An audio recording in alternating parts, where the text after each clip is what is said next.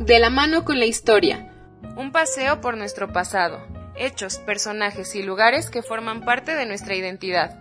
Un programa de divulgación con Julio César Alfonso Ruiz y Emilio García Bonilla. Te invitamos a caminar con nosotros de la mano con la historia. Una producción de Teciutlán FM 90.9 Set Radio, donde Puebla se escucha.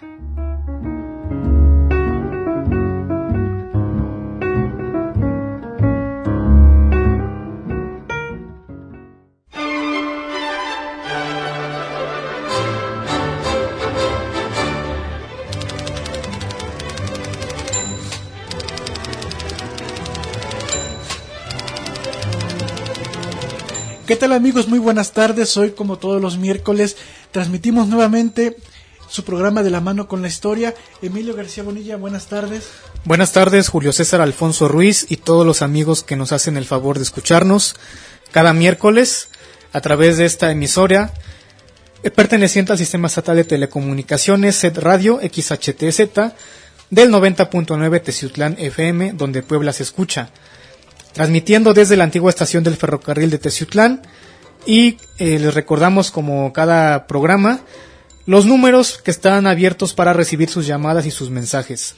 El 231-31-329-73 y el 231-100-15-79. Pues bien, Julio y amigos, como cada miércoles, hoy estaremos abordando un tema de nuestra historia por demás interesante, y recordando a dos de los personajes ilustres de esta ciudad de Teciutlán, Puebla. Así es, Emilio, y justamente como señalabas los teléfonos en cabina, el tema que hoy trataremos llega justamente a raíz de una sugerencia de alguien de nuestro público, el licenciado Rivelino Barrales, quien nos hacía un comentario sobre el gusto del programa y el contenido, y nos pedía la posibilidad de hablar sobre la materia legislativa emprendida por dos ilustres teciutecos, como lo es los licenciados Rafael Martínez de la Torre y Vicente Lombardo Toledano. Y bueno, pues hoy justamente hablaremos sobre este tema y de estos dos distinguidos licenciados. Sí, aunque desde un principio debemos aclarar que son dos personajes muy diferentes en cuanto a su ideología, en cuanto a sus intereses, pero también con algunas semejanzas, como es el caso de que ambos fueron abogados, fueron juristas, formados en Derecho, y también los dos personajes, Martínez de la Torre y Lombardo Toledano, llegarían a representar a este distrito de Teciutlán en la máxima tribuna de la Cámara de Diputados. Así es, Emilio, como bien señalas y recalcas a nuestros radioescuchas, son dos personajes distintos porque además son de épocas distintas. A Martínez de la Torre todavía le toca la República restaurada, el Segundo Imperio de México, y a Lombardo le tocaría lo consiguiente, ¿no? El paso de la República restaurada ya a una república más estable, y los procesos que llevarían de otro proceso largo que ya hemos hablado, como lo es el porfiriato, en donde él tiende a tener parte de su desarrollo como persona. Sí, vaya, también podríamos decir que Rafael Martínez de la Torre es hijo de la Reforma, y Vicente Lombardo Toledano es hijo de la Revolución. Dos procesos históricos análogos de nuestra historia y que desde luego implicarían ciertos rasgos ideológicos en cada uno de estos personajes. Así es, Emilio, y bueno, entrando en materia ya con un poquito de esta explicación, debemos decir a nuestro auditorio que esté atento porque hoy va a haber una dinámica, así que estén atentos al proceso del programa porque va a haber una sorpresa. Y bueno, Emilio, entrando en materia, pues como bien señalábamos, Martínez de la Torre pues es nacido en esta tierra de parte del matrimonio de Francisco Martínez e Ignacia de la Torre, y él nace en un abril de 1828. A la edad de los 10 años comienza a estudiar en el seminario conciliar palafoxiano de la ciudad de Puebla, y posteriormente se va a la Ciudad de México para continuar sus estudios. Y bueno, en este proceso aprendió los conocimientos de la filosofía para luego obtener el merecimiento de ser becado al Colegio de San Ildefonso. A los 21 años se gradúa como abogado, ejerciendo su profesión con mucho éxito en la capital de la República, siendo en la capital de la República en donde también inician varios de sus procesos interesantes como personaje y como legislador. Inicialmente en un ayuntamiento, siendo regidor, y posteriormente a ser diputado. Y bueno, como bien señala Emilio, Martínez de la Torre pues es muy distinto al pensamiento de Lombardo, pero a su vez él tiende a ser un personaje bastante hábil, bastante culto también, y en esa habilidad logró también tener un crecimiento de su fortuna económica que llegó a ser muy alta. Llegó a volverse casi un cacique en varias partes de nuestro estado de Puebla y de Veracruz, incluso de la Ciudad de México, porque varias de las zonas de alto prestigio en la Ciudad de México actuales tienden a tener un vínculo con este personaje teciuteco y que iremos desarrollando en el proceso del programa.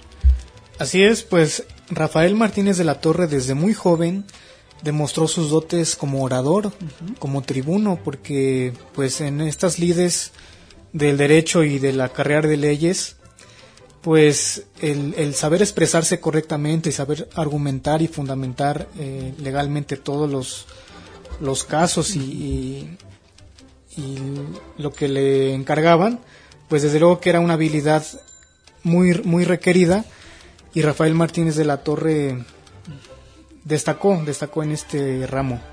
Así es, Martínez de la Torre caracteriza al típico empresario liberal, representante de una nueva burguesía naciente del proceso reformista, como ya bien señalaba Emilio. Participó activamente en promover los medios que, de acuerdo con su ideología, eran claves para dar impulso y progreso a un país que anteriormente se había destrozado en una guerra que cobró la vida de muchos mexicanos, y así lo demostró en su empeño de apoyar una política de colonización que también lo llevaría en cierta parte a tener discusiones muy fuertes en la Cámara de Diputados y que ya abordaremos más adelante. Tanto en la creación de colonias agrícolas a través de la inmigración extranjera, como en la creación de colonias urbanas para fomentar la subdivisión de la tierra y la formación de nuevos proletariados. Su acumulación de capital y de medios de producción tuvo su origen, en varios casos, en la disolución y nueva apropiación del patrimonio eclesiástico de las comunidades de diferentes partes de nuestro país, aprovechando una ley promovida por Benito Juárez, de la cual ya hemos platicado, la ley de exhibición de bienes, que tendía a volver públicos muchas de las propiedades de la iglesia, y es así como llega a adquirir ciertos terrenos el joven licenciado Martínez de la Torre, y además de ser un poseedor de una biblioteca vasta de diferentes rubros académicos, la cual se donó a la Biblioteca Pública de Veracruz, que se fundó en 1870. Ahí se encuentra la colección de Martínez de la Torre. La política de colonización y el fraccionamiento de tierras, como medida infalible para el desarrollo del país, le atrajo desde los primeros años de su formación. En 1850 compró en sociedad con Jesús García Cuenca 2/3 partes del potrero de la Candelaria Atlampa, en el Paseo de Bucareli, para fraccionarlo en lotes que posteriormente vendería, invirtiendo posteriormente en la compra de otro terreno en 1859.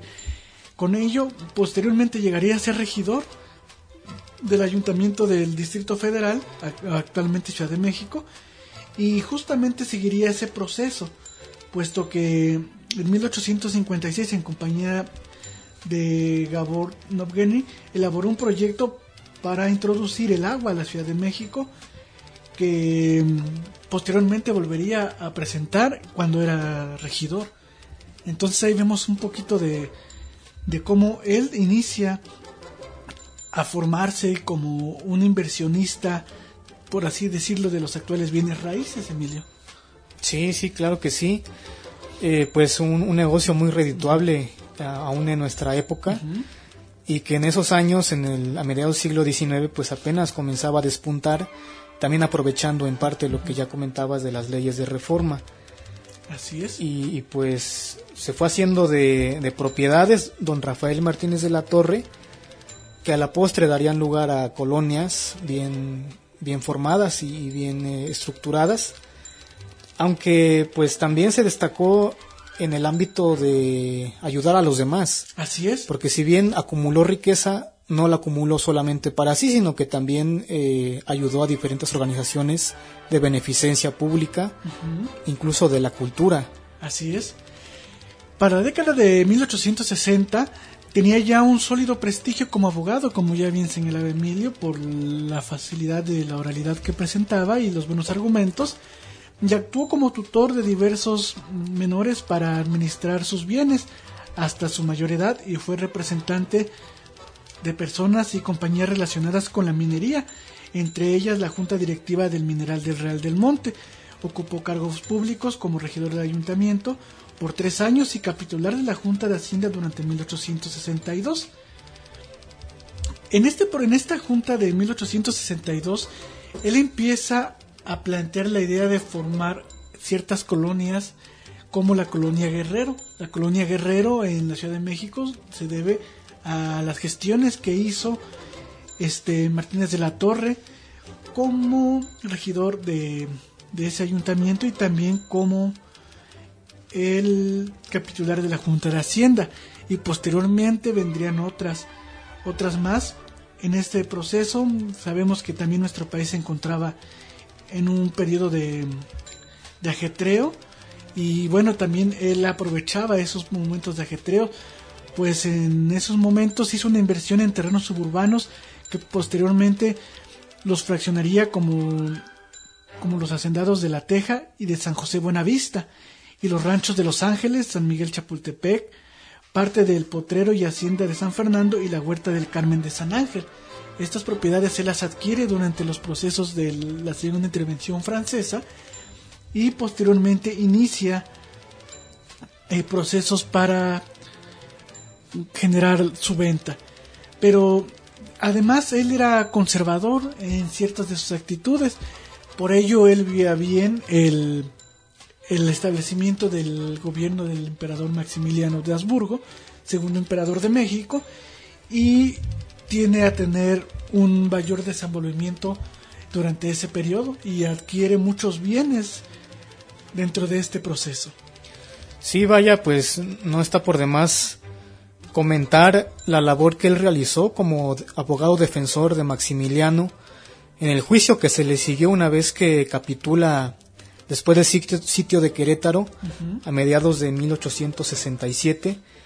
Era todo un equipo de abogados defensores, no era solamente don Rafael, pero a Rafael Martínez de la Torre, junto con Mariano Riva Palacio, les correspondió acudir hasta donde estaba don Benito Juárez para solicitar la clemencia de Benito Juárez, porque como estábamos en una época muy cruel de la guerra, pues obviamente que el veredicto del jurado que juzgara a Maximiliano pues lo iba a condenar, era irremediable, y la única salvación era que Benito Juárez apelara al perdón, y por eso lo fueron a buscar. Así es. Y justamente, como bien señalas, Emilio, Mariano Riva Palacios, Eulalia Ortega y Martínez de la Torre apelaron a la inconstitucionalidad de la ley del 25 de enero. Por su parte, el gobierno de Juárez aseguró que la Constitución de 1857 estaba suspendida a causa de la guerra, pero conforme al artículo 128 de la misma, sus atribuciones no se cancelaban y las leyes emanadas de esta en tiempos de guerra o de inestabilidad política. Lo cierto es que, a decir del gobierno liberal, mientras Miramón y Mejía fueron acusados de traición a la patria por haber colaborado con el gobierno extranjero en una invasión militar contra el país, Maximiliano debía rendir cuentas como el entonces mencionado por los liberales de usurpador, que había hecho la guerra contra la nación y su legítimo gobierno, cobrando a lo largo del proceso innumerable cantidad de vidas. Por ello, la sentencia de pena. Lo cierto es que es que los trabajos de la capital dicta que contra los 3 acusados el día 15 de junio no sorprendió a los republicanos, quienes hicieron saber a los imperialistas el resultado de la sentencia hasta el día 16. En un principio esa sería la fecha de ejecución, sin embargo, pese a los esfuerzos de los abogados Rivapalacio y Martínez de la Torre, solo se postergó hasta el día 19 de junio de ese año, que aconteció el fusilamiento de Maximiliano de Habsburgo. Pero además, Martínez de la Torre también tendía a escribir, y entre ellos comenta sobre la partida del cadáver de Maximiliano a Europa a bordo del navío Navora, el mismo que en el que había arribado la pareja imperial en el puerto de Veracruz en 1864. La Navora será un navío histórico de un periodo del que fue principio y fin. En 1864 traía a bordo toda la esperanza de lo misterioso, de lo desconocido, que engendra para algunos la vida y para otros la duda y el temor.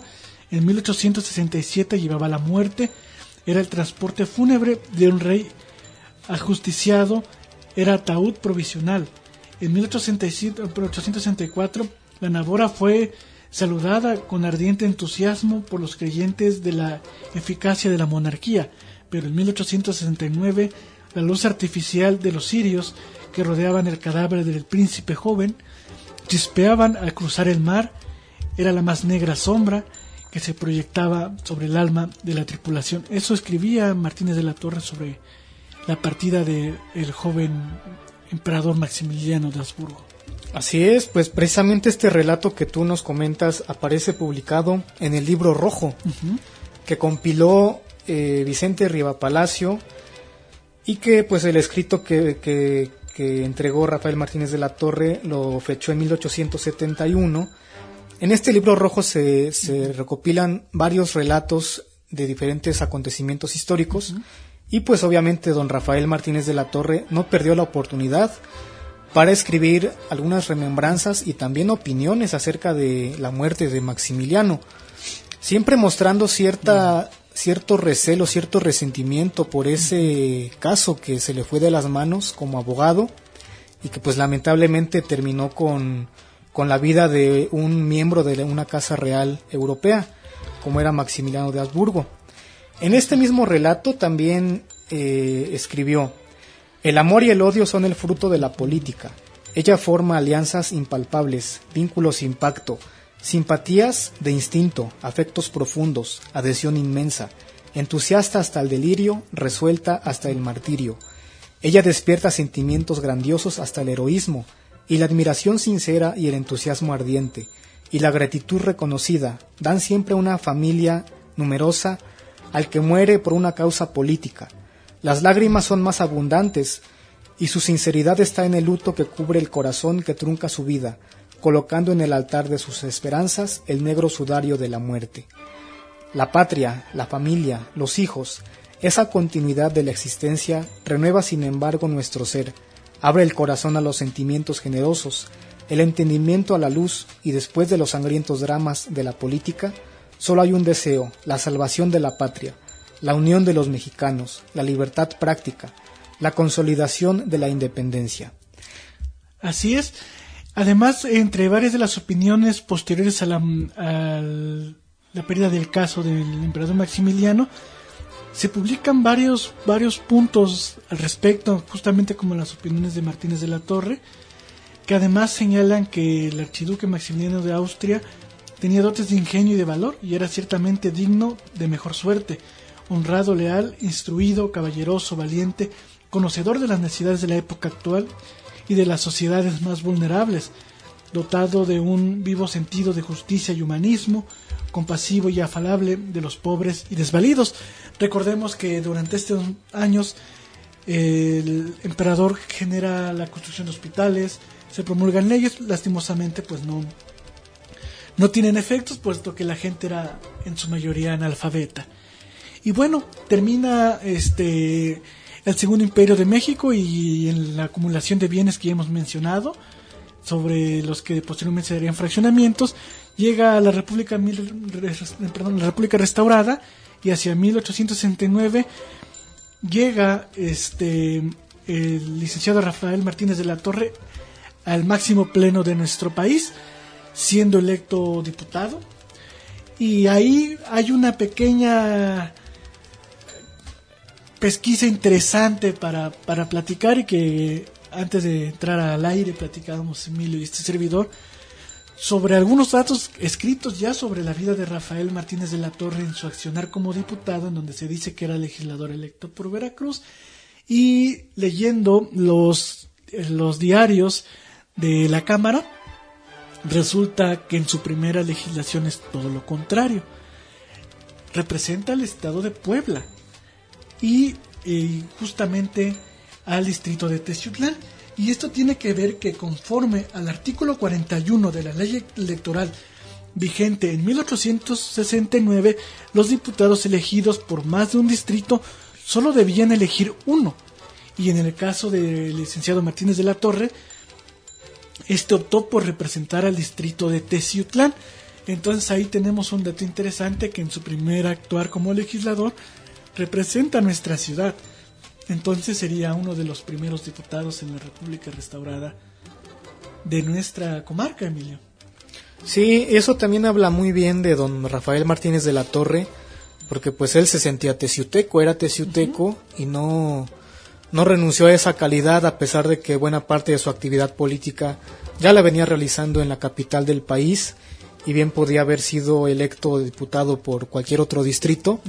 Pero él decidió, como bien mencionas, asumirse como diputado teciuteco, representante de este distrito electoral, y él llega por primera vez a la Cámara de Diputados el 15 de septiembre de 1869, al iniciar su periodo de sesiones, la quinta legislatura del Congreso de la Unión, y se reelegiría, porque antes así se permitía la reelección inmediata de diputados, por otras 3 veces, hasta la octava legislatura, ya en 1875, pero un año después fallecería don Rafael Martínez de la Torre.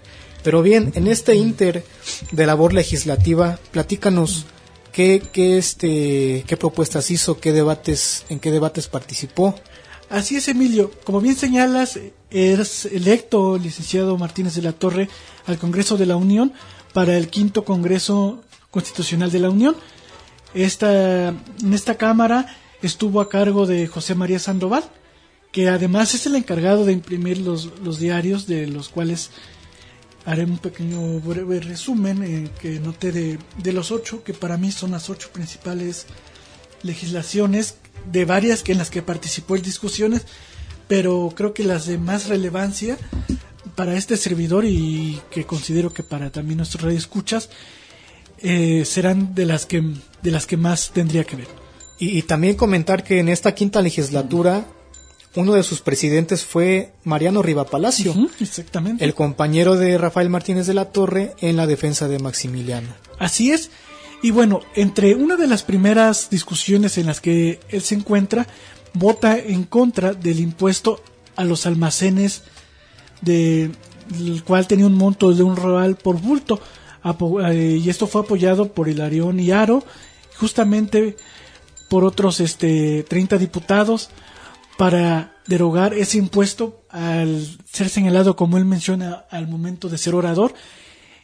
Es inevitable la necesidad de recurso económico de nuestro país, pues es un agravio a la política ciudadana exagerar con un monto que no sabemos si los dueños de los almacenes cuentan.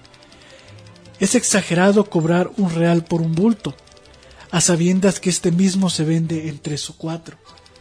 Hagamos cuentas, hermanos diputados.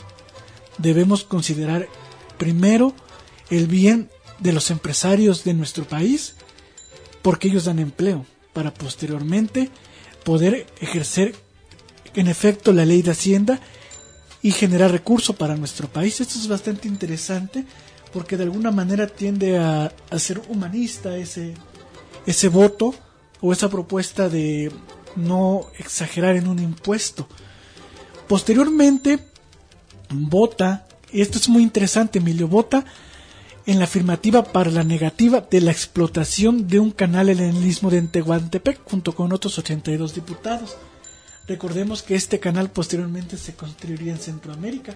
Aquí a él le toca participar en una de las primeras discusiones para la concesión, que según el diario de los debates decía que era para 8 años de un canal en Tehuantepec, ya que veían bien que se construyera en México y no en la zona del Darién en Panamá, y ellos expresan la negativa a la concesión al decir que era un agravio a la soberanía nacional de una nación independiente que recientemente se encontraba en reestructuración tras una segunda ocupación de una monarquía. Entonces, interesante ese aspecto. Posteriormente, igual en 1869, le toca presentar al Pleno una propuesta para generar un recálculo a la hacienda pública y a los erarios públicos de los diversos estados y a su vez de los municipios dependientes de los mismos, al considerar que la cantidad de habitantes por los cuales eran electos varios diputados no correspondía a la cantidad que por ley se establecía. Entonces él propone que los recursos se distribuyeran conforme a la cantidad poblacional, para que a su vez la cantidad de impuestos a cobrar fuera equivalente. Ahí muestran varias tablas que son interesantes, pero ahí más bien un contador es el que tiene que verificar si en verdad había en esta propuesta, y es otra de las que al menos en 1869 son de las dos más interesantes que él presenta. Hacia enero de 1870 presenta al Pleno la necesidad de conocer la cantidad de antigüedades mexicanas presentes en el país. Es decir, tiene un interés propio por saber cuántos bienes arqueológicos existían en nuestra nación, y señala la necesidad de continuar las exploraciones que ya se habían emprendido durante la época colonial para sacar un inventario. Justamente había una ley en la época colonial que decía eso, y él pretende retomarlo. Quizá por eso algunos lo consideran conservador, puesto que es una ley proveniente de España, pero en este momento pues es parte de la identidad de la nación. En abril de 1870 vota a favor del impuesto de 10 pesos por tonelada a la exportación de cerámica durante 5 años de las lozas producidas en las fábricas de Guadalupe Hidalgo. Igual en 1870, pero para mayo, vota en contra del impuesto a la harina extranjera, al argumentar que la producción de harinas de nuestro país no alcanzaba para suministrar alimento a todos los ciudadanos, y por ende era un acto aberraz cobrar impuesto a un alimento que cubría las necesidades de nuestro país. En 1870 también, hacia el mes de julio, vota a favor del aumento al presupuesto de las escuelas de arte, y suma a esta propuesta la creación de la escuela de sordomudos y una escuela elemental de matemáticas, al decir que era una necesidad de los nuevos mexicanos el saber las operaciones mínimas y elementales para poder cobrar bien por sus servicios, bien por sus cosechas, y tener un control con ello eficiente de las arcas nacionales. Para agosto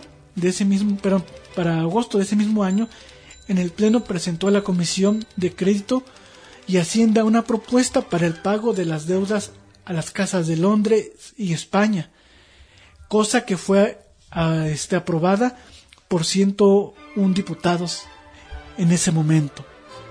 Estas son algunas de las puestas en pleno del licenciado Martínez de la Torre, y las seleccioné porque creo que con ellas se muestra el conocimiento que él tenía del país en ese momento, al considerar los impuestos a los alimentos, en el caso de las harinas, el no cobrar el exceso de los almacenajes, al considerar que se necesitaba recuperar la economía de nuestro país, la necesidad de una identidad del país, al querer saber cuántas antigüedades existía en nuestro territorio, la creación de una escuela de matemáticas elemental, la escuela de sordomudos y el apoyo a las artes. Ahí vemos también un poco también de su conocimiento cultural, Emilio. Claro que sí, pues bastante interesante lo que has comentado, Julio, acerca de la labor legislativa de don Rafael Martínez de la Torre como diputado por Teciutlán en esta 5ª legislatura. Aclarando que lo que has comentado tiene que ver con su trabajo en esta 5ª legislatura. Así es. Estuvo otras 3 legislaturas más, pero vaya, sería muy largo abordarlo todo. Claro. Y buscar en cada diario de los debates. Así es, cada diario tiene cerca de 1000 páginas. Entonces, el resumir una actividad legislativa en 8 propuestas es cansado. Entonces, es muy interesante. Quizá en algún momento hablaremos más sobre otras actividades de diputados de nuestra ciudad en épocas históricas, y seguramente abordaremos otras partes de la actividad legislativa de don Martínez de la Torre. Así es, y se nota claramente esa época que se estaba viviendo, la época de la reconstrucción nacional, después de las guerras, la guerra de reforma, la intervención francesa y la lucha contra el Segundo Imperio. Pues es una etapa de reconstrucción, de replantearse nuevas formas de hacerse de ingresos, de no presionar tanto a la ciudadanía en la cuestión de impuestos, y también pues la reestructuración en cuanto a las instituciones culturales. Así es. Y el rescate del patrimonio histórico de nuestra nación.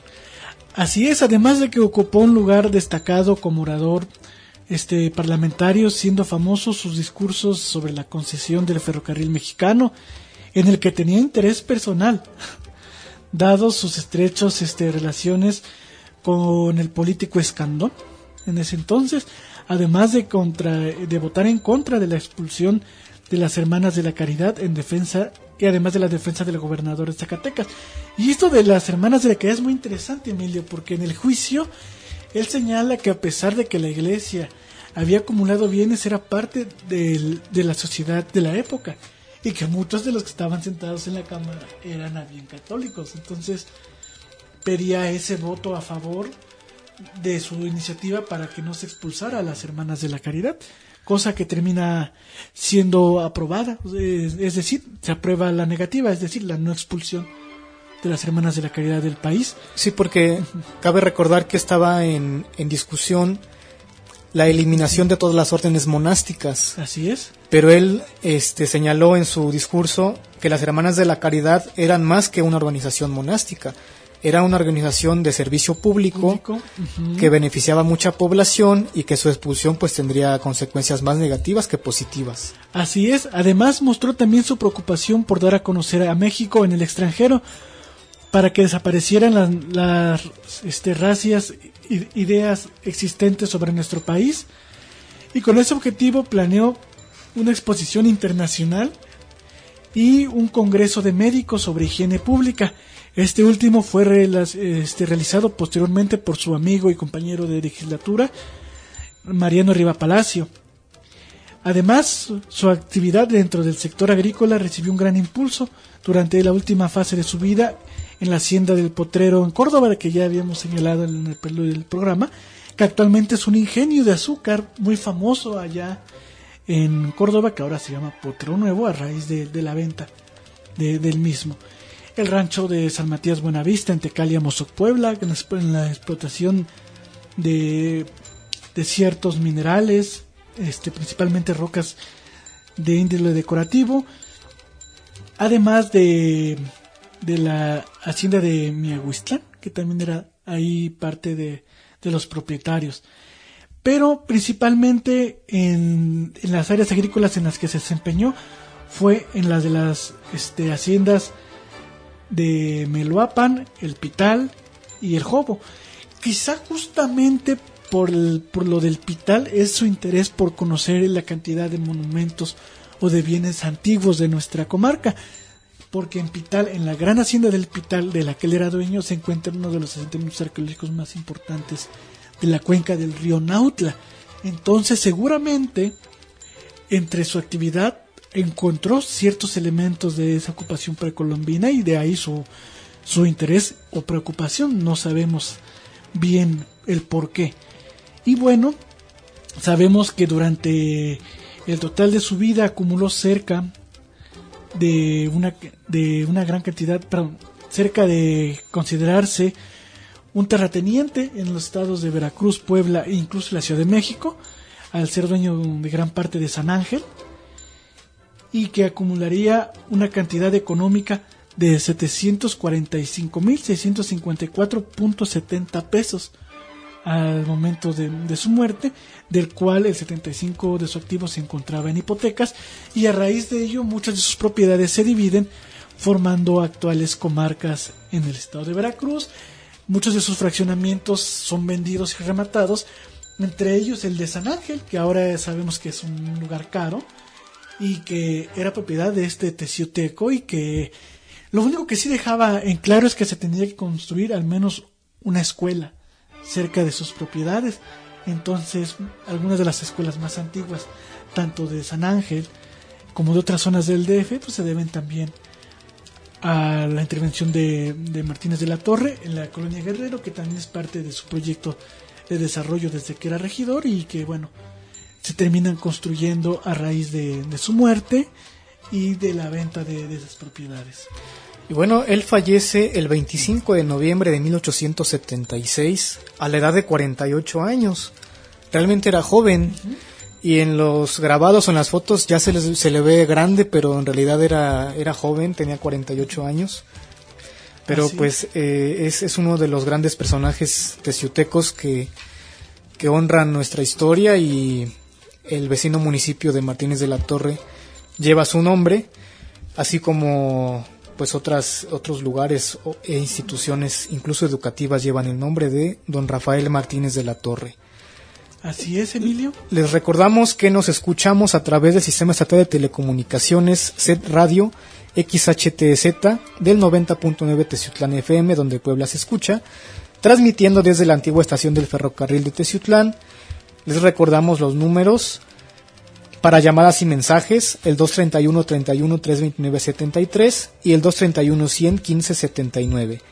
Esta es una emisora integrante de la red de radiodifusoras educativas y culturales de México. Pueden seguirnos a través de Facebook y Twitter en @TeciutlanFM, así como escucharnos en vivo a través de la página web www.setpuebla.mx/home/radio en vivo. Y efectivamente, como veníamos platicando, es muy interesante la labor legislativa de Martínez de la Torre. Y ahora pasamos a la otra época, a este hijo de la revolución, como lo es Vicente Lombardo Toledano, que él inicia entre sus actividades legislativas en 1920 en el Congreso de Ayuntamientos, Emilio.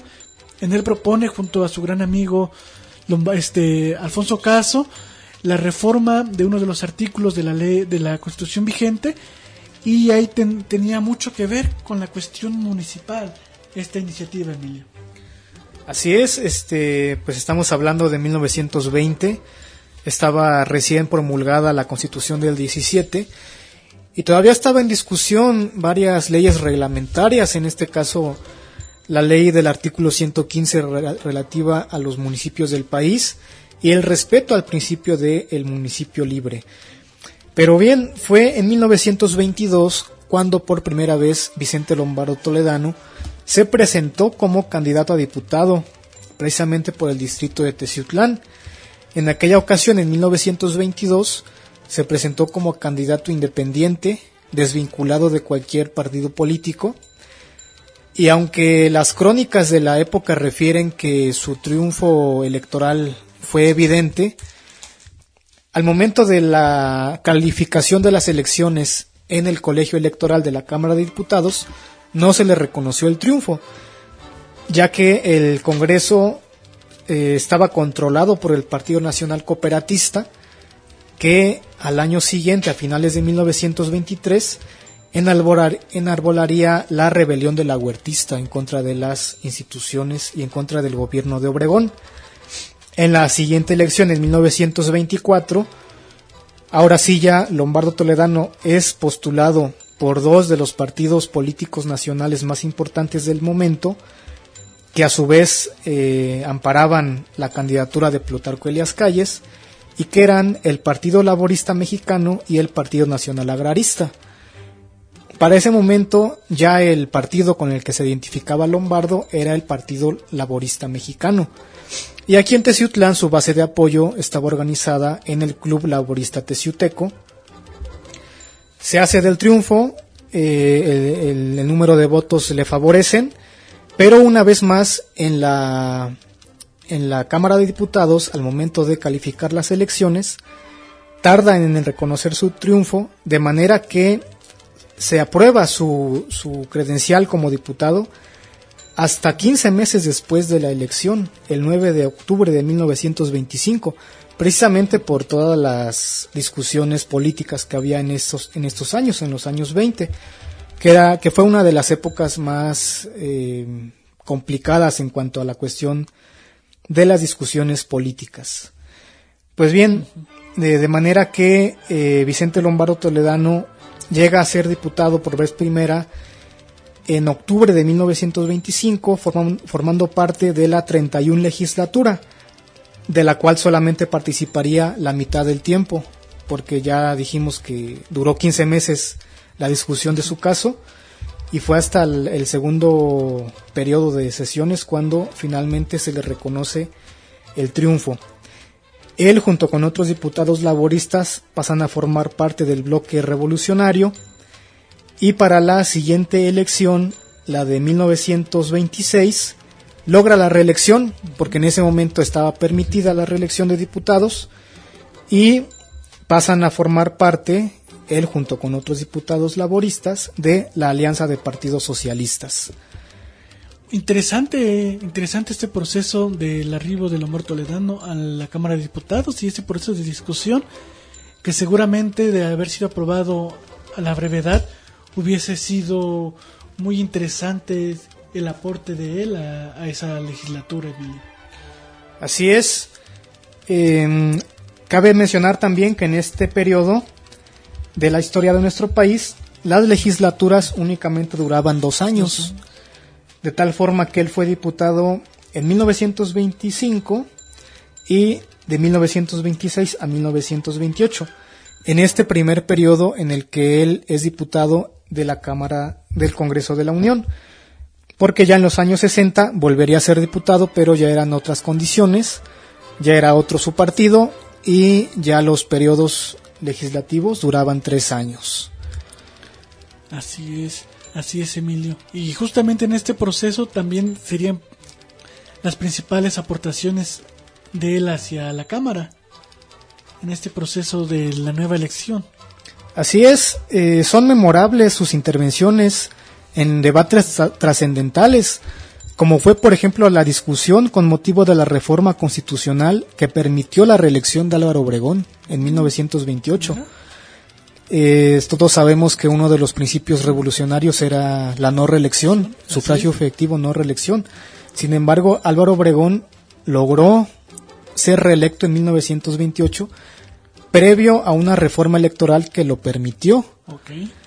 En este caso, Lombardo estuvo de acuerdo con esta reelección presidencial, pero reconoció que se estaba contradiciendo uno de los principios que dieron lugar al movimiento revolucionario de 1910, pero argumentó que las condiciones del momento así lo exigían, y además que era un acuerdo ya tomado por los partidos revolucionarios para frenar a la reacción. Recordemos también que este momento era el de la época de los cristeros. Estaba una rebelión en marcha muy fuerte, principalmente en el Bajío, y pues había que hacer algo para contener un poco ese descontento.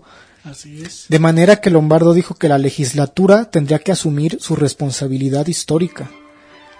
Además, en la 32 legislatura de la que él participó, por vez primera se planteó que los servidores públicos tenían al Estado como patrón, debiéndoseles garantizar todos los derechos laborales consagrados en la Constitución. Una dramática huelga de maestros en el estado de Veracruz fue la que puso en el orden del día este tema, y fue Lombardo uno de sus principales portavoces del movimiento obrero organizado, a tal grado, así lo menciona el diario de los debates de ese momento, que él mismo realizó con su sombrero una colecta de fondos entre sus compañeros diputados en solidaridad con los huelguistas. Curioso ese dato, y también da muestra de la humanidad de Vicente, de las causas de la vida pública, al querer solucionar o apoyar en la medida que le era posible en ese momento estos requerimientos de estos maestros que se manifestaban por condiciones laborales. Así es, lamentablemente en los años 20 fueron muy duros para los maestros, no solamente de Veracruz, sino de todo el país. También cuando Lombardo fue gobernador en 1924, él lidió con la situación de los maestros porque había lugares donde pasaban meses y los maestros no cobraban sus sueldos.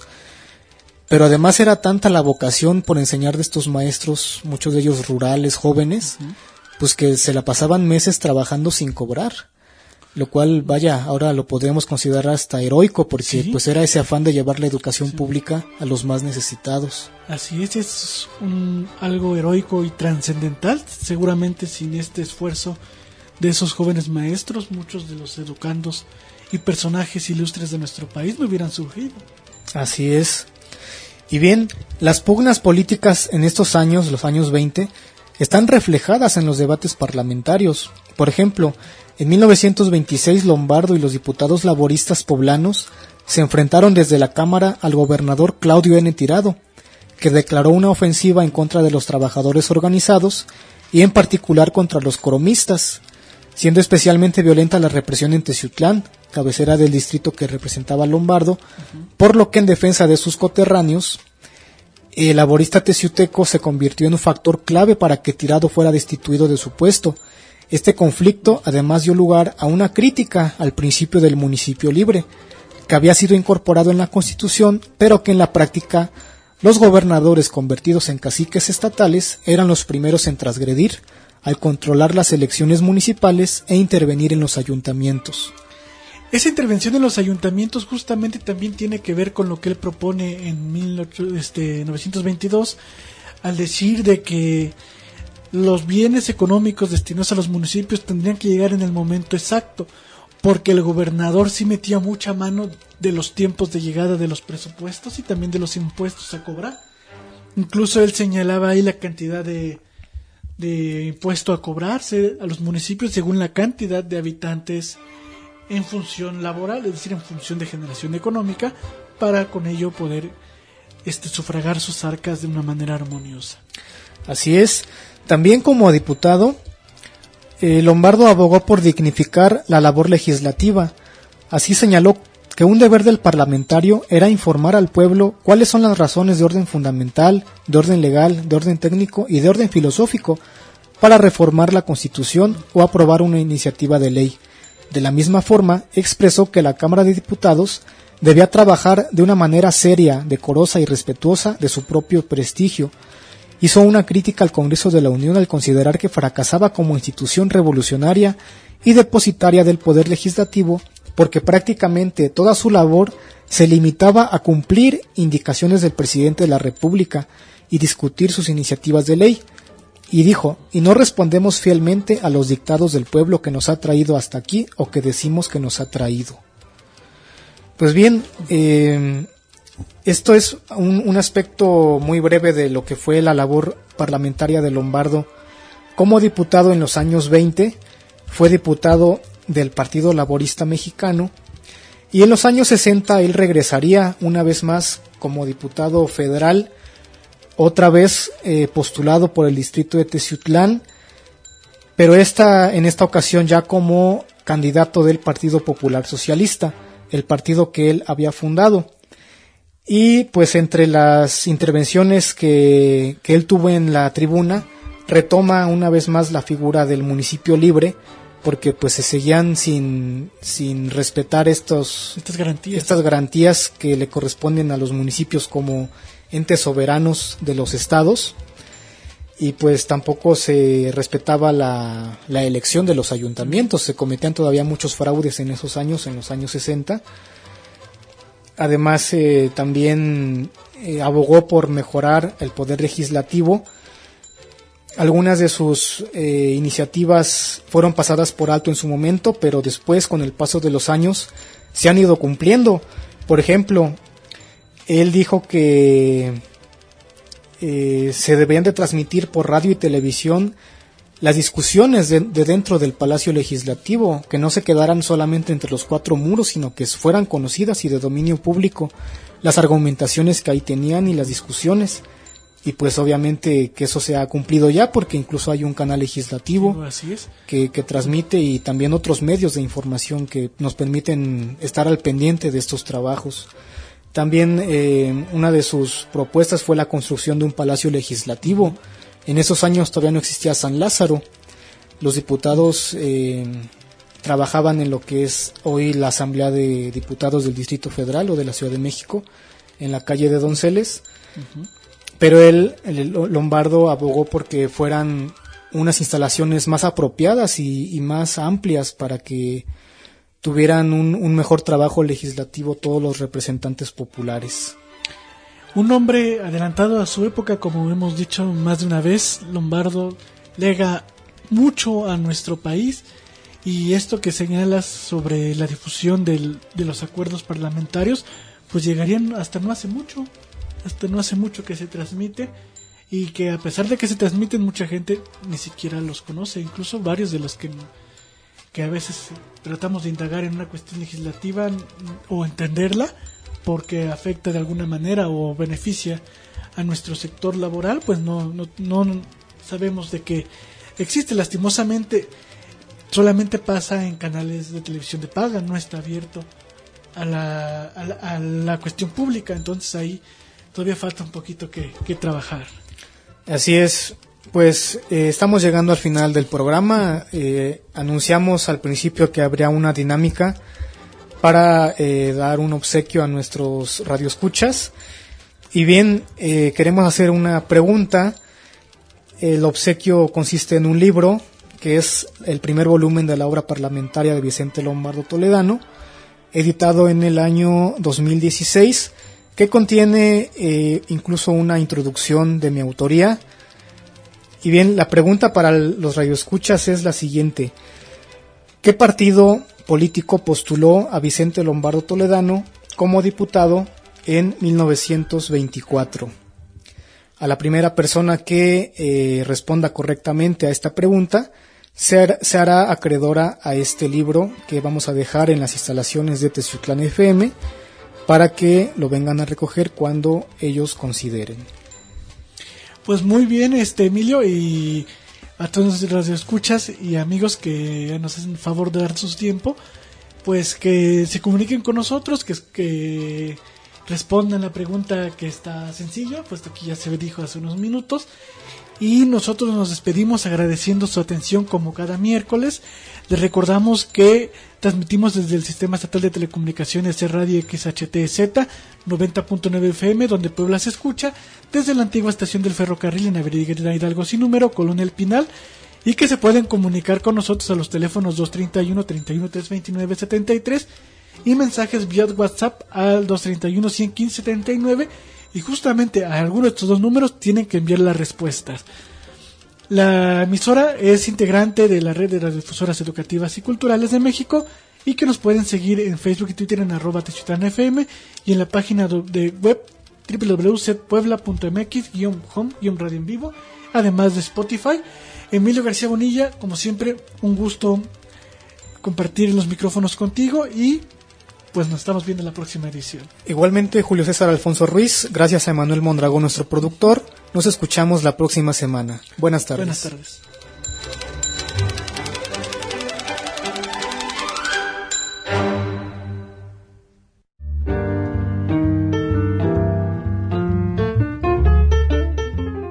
Paseando por la historia de esta región y estado, llegamos al final de esta edición. Nos escuchamos con libreta en mano el próximo miércoles para seguir caminando de la mano con la historia. Una producción de Teciutlán FM 90.9 Set Radio, donde Puebla se escucha.